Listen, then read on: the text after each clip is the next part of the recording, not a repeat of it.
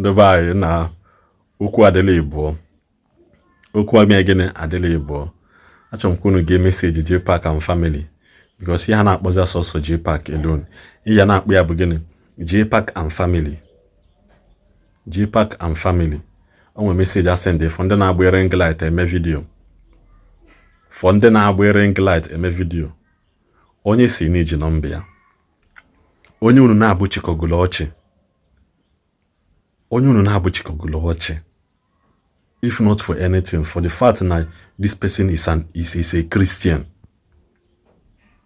For that piano unu adịghị eme ofu ihe onwe ike ọ bụrụ na esi nwe ike si na onye abụ onye omenala. But for the fact na unu na-abụ Christian. You are married. Onye eze chozi ya no epụta dachie. See, you cannot be right in everything. You cannot be right in every. Oburu okwu niile ka a na-eti ọnụ. Especially okwu gbasara family. Oburu okwu niile ka a na-eti ọnụ.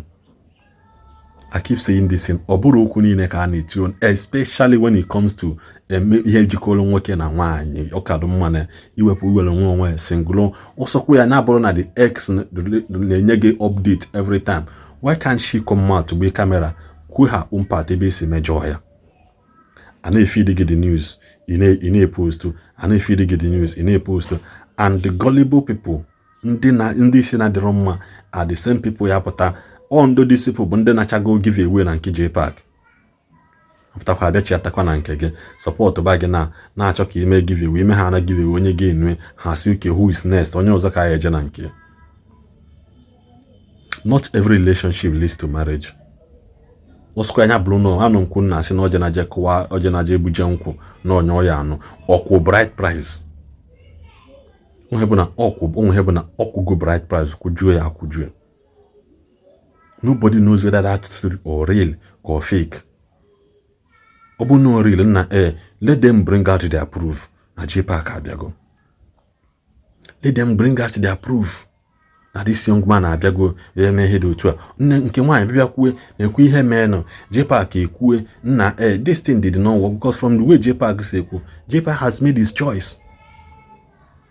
The best thing ikwesị ikwu bụ nna isi na ọnya nna isi na ọnya ajụkwa ngị ọzọ isi na ọnya this is my choice. Ngwanụ nyadeba. Nya mee gịnị nyadeba. My only thing is that I'm not going to Jpac now that draw the lines. Malondo gina hana hachi ochi because oporo mmadụ ine choki move for everybody just choke ha when in a way how you will contribute one or two in your life. Tomorrow after that say akwa nwa gwali even onye one na self akwa nwa gwali ya nyo the person. Jpac we say na what if na onyo tomorrow enwe domestic violence? Because the world will turn against nke nwoke no na akum nwoke si eme no na aka Jpac no because he's already hated by many. Nobody wants to hear anything from him again. Mobuno na-ekwu okwu eziokwu. Nobody wants to hear. He had the after sekpoti aka egbu slaughtered on the table of immorality and false accusation. Generation that believe anything obuna mmadu kwu no. People don't know they na say right on na eme nka. Na akpọ Jpac na akpụ ya na kwana ya enwe ebe na ịdala mmadụ ibe gị na-atị ya azụga na comment onye ọzọ. I don't know why people are like this. I keep saying this. No boro ebe niile ka ma iya for my comment. Oboro na post niile ka iya for my reaction. That's a way that seems right unto a man. That's the way ụwa kwesịrị ịdị. Nna emejọ gị okay, you as a mother, what are you doing okay, you as a mother, if the girl, what are you doing to reconcile? I'm going to show me a video. You all big Jpac na nekwa has a name, obezioku. Kuyo, at least in a okay, this is what I heard from Jpac, this is what I heard from Demon, everything in for the girl. Oburo gini ya yebi, onya na Jpac yebi. Jpac decide as an oburo onyocho. Manabiko kan deku nafa. Achọ m kwunu ge message Jpac and family. Unu gechazi ihe ọbụla dịzikwa unu mma. Unu eti na comment section. Ka ọ dịnụ. Nke ya nwakwa. Mama awọ wee gbari awọ ezu. Wee sị ya kedu onye gị na dị na mma ife a. Wee sị ya na agwọ. Ọ sị hey! Ọ na agwọ na eri anyị nwaba awọ. Ọ sị mama eziokwu ọ sị okay. ọsị ya ngwa mbọsị ọbụla ịfụrụ agwọ gị gbaba ihe a wee dịrị obi awọ dị n'obi agwọ so ha wee pụtakwa ọrịrị awọ wee jee n'ukwu esi wee jee zoo one side ukwu esi nwere ọnụ agwọ wee pụta ozugbo wee fụ awọ na fa wee na-asị awọ ezi oyi mbịa awọ ezi oyi mbịa dị na-abịa ka egwu egwu awọ wee reply ya wee sị ya na ihe ahụ mama gị gwara gị na mama nke m gwakwara mee na ndụmọdụ ahụ mpa gị dọrọ gị n'abalị papa m adụkwara m ya bụ ndụmọdụ ahụ gbarizie okwu a ịgbarizie were aka gị kọwara onwe gị dị okwu Igbo afụrụ m reason why Jpac go and marry Jpac go and marry Jpac go and marry Jpac ị na-akpọ ntu Jpac ịbụ homo Jpac ịbụ nke ịbụ nke a because I choose to be single all this while ọ dịkọrọ m amara ife I want to take my time because marriage is a journey of no return. Marriage is a journey whereby you cannot just come and be complaining. Iti here, iti go. Jpac, why you not marry Mr. A? Why you not marry Mr. B? Why you not marry Mr. C? Where tomorrow kita unwere aka otopia why isi? I only have domestic violence. Where tomorrow kita o were 2 by 2 pia wa mi isi. I say, hey, the one you born at you. All these things ga na-eche icha ịgbakọcha kpee in marriage and a baby we need to go I want to talk to people. Yeah, they're not seeing you. They're seeing me. You see this my baby. Do you know what is called PEACE? Peace of mind. I'm not hyping her because I'm on the social media. Some people are saying Jpac, you never content. I am never content. I never make content. Oh, content right okay, content right No, but all content. Content or manage content. And something like that. Okay, so okay. Yeah, you manage content.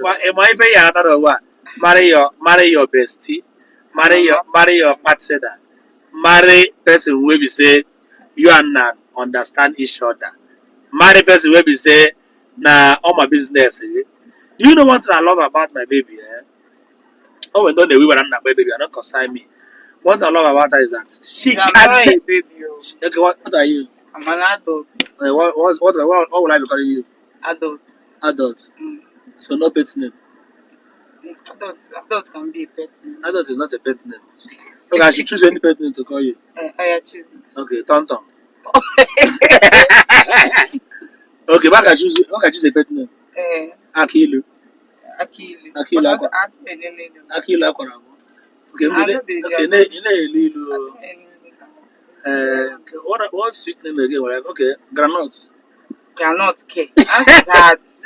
You said to call you pet name, something sweet. No, something that is sweet, soft, smart. Okay, buttermint. Buttermint. What's that? Buttermint. Okay, guli. Guli is hard. You're going to add me. Okay, you're not hard. So like maybe strawberry. Strawberry. Something like that. Oh yeah, okay. Strawberry. But do you want say there's something I want to make you discuss. Okay, Papa. Akira Papa. I saw my king. Okay. Aki is very paternized. Papa. So between Akira and Papa, you know like Aki, they like. Aki is hard and strong. And the Baloji. Moji. You're making it back ever. I know they give you. Jesus. Is it? No. She don't want to give me peck. Make I blow a kiss. No blow me. Baby, you're peck now. 1. I can't do 3 now. 1, 2, 2.5. 12 See me, I go get problem here. 2 raised to the power 3. 3. About 2.9. 2.9. 2.9. 2.9. 2.95. 2.98. 2.99. 2.9 and a half. 2.99 and a half. Oh my God, leave me alone. Leave me alone. Anything we do, they must talk. Yes, they must talk, and then get their mouths. If you don't know how to do live video, after this one, copy this one again and do live video. Some people they say, Jpac, But I do content. If you send a content, let it be content. If you send a marriage, let it be marriage. You see me, I had to go far. It's normal now. You don't need to. You don't need to even explain things. I had to go far. It's very normal. Whatever you want to believe, just Believe. and move ahead. Move, like, live your life. Do you know one thing I want to advise some guys? Okay, some ladies anyway. I'm not saying this because she's here. Do you know the last thing my baby can do? She can never go to your phone. Never. Even if my phone they ring, they my love, she no fit pick up. There are some criteria. Phone not ring, you ask baby your phone is ringing. You say I pick you, I say no, I'm not picking any call. Oh. Come and pick your call. Oh, where? But do you know one of the things they break in many marriages today? Phone ring, you go, Pam, a rush, I pick your call. Pam was me when I can't TV, maybe phone. Pam was me when I phone TV, who TV, or maybe Pam was about a matter password. Thinking that I was me, just what that phone. Lele, my baby, working at a holiday, phone. Came on, yeah, that thing you are looking. Probably You buy. Tell me that thing you are looking. Your chest to pay you. You go pay you. And you buy. Baby, come on. I pay for this gender. Don't go there. My dear, forget about it. So what are you trying to say? That? What are you trying to say? That live your life, be happy, yes. Just make yourself happy. But okay, Fonda, this gender may have just on which aspect? Just manage them the way you see them. Like I just like that. But don't go to their phone, no. Baby, come up and tell them. That's where you want. Baby, come up and tell them. No, come up and tell them. You go to the phone, that's where you want to see. You go see her, and you see her, your chest will paying you, and your chest paying you. Buy. And it might break the relationship. And if you buy, you don't go. You go replace you with another person. You go marry another person. So what are you trying to tell the ladies? They should I'm not avoid telling anybody anything. Avoid. I'm not saying your man's phone. If you want to go, go. I'm not saying you should avoid though. My sister, go. Go. Use that you want to use it though. Hey! Sweet here.